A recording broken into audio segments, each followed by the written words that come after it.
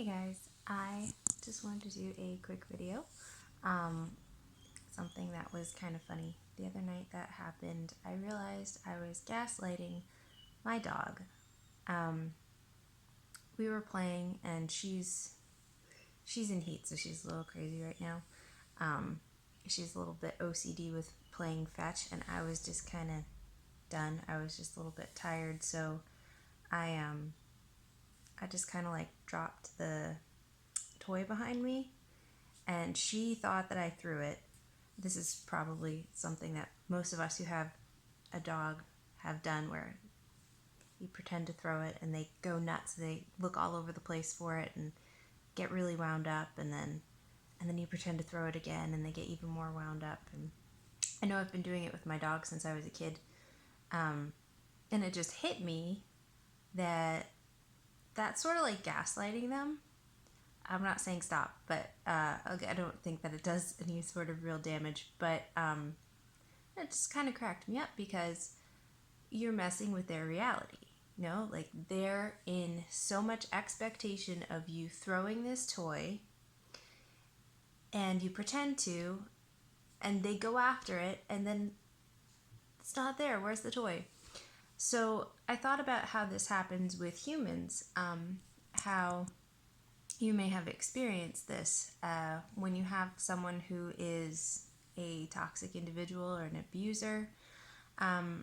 They may have offered their support with either no intention of following through, or simply that they're incapable of following through, but they tell you and you believe them. Yes, I'll be there for you. Sure, you need me to do this on this day? Absolutely. Absolutely, I will do that. And you believe that. And so you seek no other support, and you don't even necessarily steel yourself up to be your own support, which is a very codependent move that I am very familiar with. But whatever the case, they offer support, there is no follow through. And then you are like that dog, and you're looking all over. Where's the support? Where, like, they said they were going to be here. They said they were going to do this. They said they were going to do that. What's going on? But what's happening? And this can happen over and over with this same person, multiple people as well, but usually you'll see the pattern in the same person. Oh yes, yeah, I'm totally gonna help you. Go, I'm gonna help you. Go get it. Go get it. Okay. Where's it? Where's the help? Where's the help? Where's the help?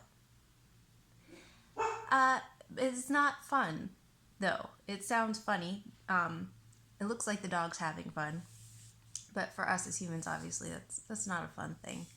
And eventually, even if you do it to a dog enough, they're gonna stop bringing the toy back to you. They're gonna be done.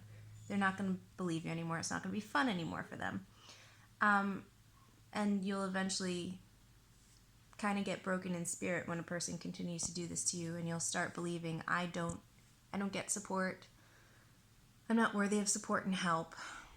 You know, and you'll either stop asking, or you'll just kind of stop believing it's coming. And a lot of times you'll stop believing it's coming from anywhere, not just from that person. Especially if it's a parent, you'll believe that just applies to anyone, that you're not worthy and deserving of help and support. That's very untrue. So definitely question that. So another area that it becomes, I would say, double gaslighting is when they offer their help and they absolutely do not do it, but then they say they did it. So something that would be repetitive, like even if it's just emotionally being there for you. I always am there for you. You know, I'm always here to talk. I'm always your shoulder to cry on. And you might be programmed to think that that's true, but when you really reflect on the reality of the situation, are they there for you, or are they, you start pouring your heart out to them and they're saying, oh yeah, I've been through that before. I know how that is. Yeah, here's how that affected me. Which is not really being there for you, it's talking about themselves. Which we all need to be cognizant of, because that can just be a habit that we pick up. But or something if this is a partner or a roommate, someone that you live with, even a parent, if you've agreed upon someone does a certain task in the house, for instance, taking out the trash, and they just don't follow through, they just don't do it, but then they say when you bring it up, what are you talking about? I always take out the trash. I always do that. I do it. I was just getting ready to do it. I know it's not taken out yet, but I was just getting ready to do it. And that's a tricky one, because if they're saying they were just about to do it, you have no proof that they were not just about to do it, so it's a very hard thing to argue. But just know in your head, you know the pattern. They're not actually taking it out. They haven't been, whether it's trash or whatever else. They're not following through, and you know that. And that's your reality, and don't let them mess with your reality. So that's, don't be a dog. I keep coming back to dogs in these videos, but I feel like, there's a lot of crossover there.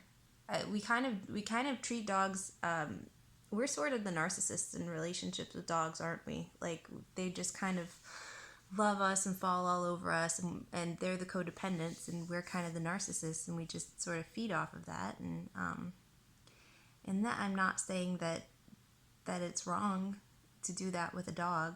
There's that symbiotic relationship there that it makes sense. You take care of them and you feed them and you give them love if you are a good dog owner, and just a good person in general. But yeah, that's not the point. The point is you are being dehumanized and put on that level, and some toxic people, some narcissists, will actually derive joy from it, just like when we throw the dog the ball, pretend to, and we're giggling, and isn't that so funny? They're so silly, scrambling all over the place. I'm sure, actually I know, because my abuser straight up said sometimes he did these things to derive joy and thought it was funny. And that was very close to the absolute end cutting off. I was livid when I heard that. But so be aware, sometimes it's a game for them. Absolutely a game. And sometimes people, it's not necessarily a game, they're just incapable. And this is something that I want everyone to be aware of. Anyone can engage in this behavior. This is something that a codependent, an empath could fall into, because we tend to overcommit. We tend to not realize how finite of an amount of energy we have. We just want to help everyone. We just want to be there for everyone. So we'll overcommit and we'll say, yes, absolutely, I will be there for you. I will do that thing that you need me to do. Yep, I will do that. And we just simply aren't capable of it. So I know that's been a problem for me in the past, and I felt some guilt as I was writing up the outline for this, because I know I've done that to people, and I'm sorry. I'm sorry for the people that I've done that to. I'm sorry about that. But yeah, so a good tip, if you've noticed this pattern in yourself, and it's something that you want to break out of, which I would recommend breaking out of that, just pause. If someone asks you for something, pause and check in with yourself, to see if that's something that you can legitimately do, if you can realistically do, that you won't be stretching yourself out too thin. Look at your schedule. I know that's been something that's a struggle for me, is making an actual schedule. I have a resistance to structure because of my childhood, but can maybe frame it in a different way. But look at your schedule, or just what you know in your mind, what you need to do for the week, and think, is it realistic for me to offer my help in this way?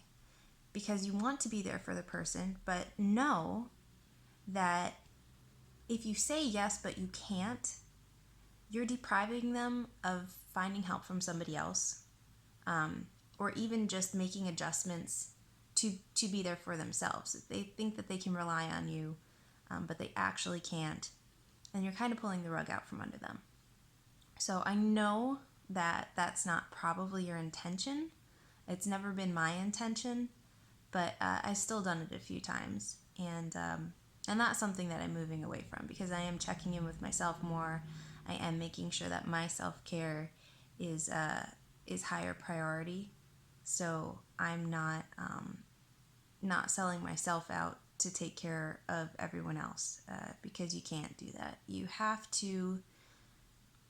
It's like when you're flying and they're doing the demonstration of safety in the beginning, and in the case of an emergency, when the oxygen masks fall down, you're supposed to put your own mask on before you help anyone sitting next to you, a small child or anyone. Now, that's going to be a really, really hard thing to do, of course, if you're sitting next to someone you love. But if you pass out from lack of oxygen, how are you going to help anybody else? If you starve to death because you're not feeding yourself, how are you going to feed anyone else? You can't. And it's the same with self-care. My pup's whimpering. She's not happy that I closed the door. Poor puppy. So check in with yourself. Make sure that you're not accidentally gaslighting anyone in this way. This is like narc fleas that you can pick up, little bit of behavior that you might have picked up from an abusive situation in your childhood or in a relationship. So be cognizant of that. Be paying attention to those things. Just be paying attention in general.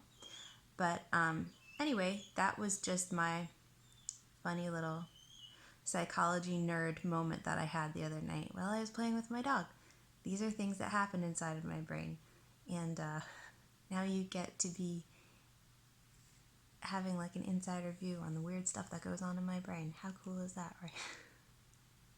Or maybe I should be apologizing for that. I don't know. Anyway, I hope you found this helpful.